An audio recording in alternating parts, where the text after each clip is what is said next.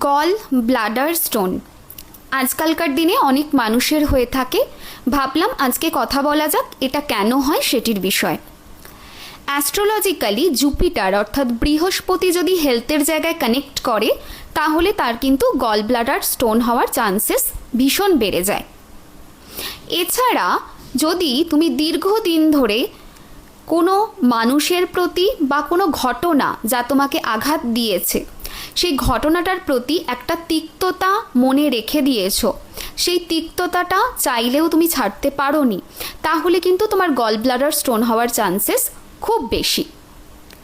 এছাড়া তোমার মধ্যে যদি ছোট ছোট জিনিসে অ্যাঙ্গার থাকে, ছোট ছোট জিনিসে তুমি চিড়চিড় করো কিন্তু তুমি সেটা সামনের মানুষকে বুঝতে দিচ্ছ না, তুমি রেগে যাচ্ছ, তোমার বিরক্তি লাগছে কিন্তু তুমি সেটা চেপে যাচ্ছ, তো সেই শরীরের মধ্যে এটা যখন চেপে থাকে দীর্ঘদিন, তারপর এটা কিন্তু গল ব্লাডার স্টোনে কনভার্ট হতে পারে।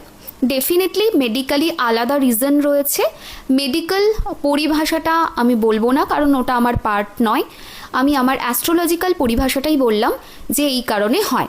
তো তোমাদের মধ্যে যদি কারুর গল ব্লাডার স্টোন হয়েছে তাহলে একবার ভেবে দেখো কোন ঘটনা বা কোন মানুষের প্রতি তিক্ততা মনে রেখে দিয়েছো।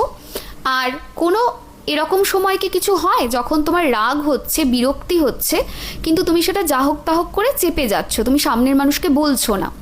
যদি উত্তরটা হয় হ্যাঁ, তাহলে কিন্তু এই দুটো জিনিসকে রিলিজ করতে হবে, তবে গিয়েই কিন্তু গল ব্লাডার স্টোন থেকে তুমি রিলিফ পাবে। নাও কিভাবে রিলিজ করা যেতে পারে? রিলিজ করার দুটো পদ্ধতি রয়েছে, একটি হলো সুইচ ওয়ার্ড, দ্বিতীয়টি হলো কালার থেরাপি পদ্ধতি। সুইচ ওয়ার্ড কি রয়েছে? সুইচ ওয়ার্ডটা হলো ক্যান্সেল রিলিজ। এই সুইচ ওয়ার্ডটা প্রতিদিন 10 মিনিট চ্যান্ট করতে হবে। সো প্রতিদিন এরকম বলবে ক্যান্সেল রিলিজ, ক্যান্সেল রিলিজ, এইভাবে 10 মিনিটস চ্যান্ট করলে এই ভিতরের তিক্ততা, নেগেটিভিটি যেটাই আছে না কেন সেটা ডিলিট হবে, অ্যান্ড ভিতরে যে রাগ বা চিড়চিড়া ব্যাপারটা জমে রয়েছে সেটাও কিন্তু রিলিজ হবে। সেকেন্ড হলো কালার থেরাপি, যেটা খুবই পাওয়ারফুল। এটা তোমরা অবশ্যই করবে।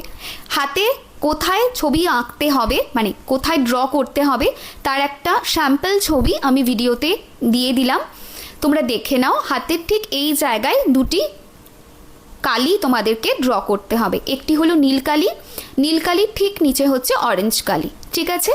এই দুটি কালি প্রতিদিন সকালবেলা ঘুম থেকে উঠেই তোমরা ড্র করে নিও, সারা দিন এটা ড্র করা থাকবে।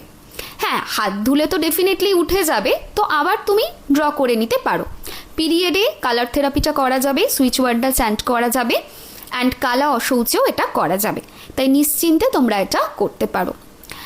ভিডিওটা অবশ্যই শেয়ার করে দেবে, কমেন্টে অবশ্যই লিখবে সুইচ ওয়ার্ডটা, এবং একটা লাইক করতে কিন্তু একদমই ভুলবে না।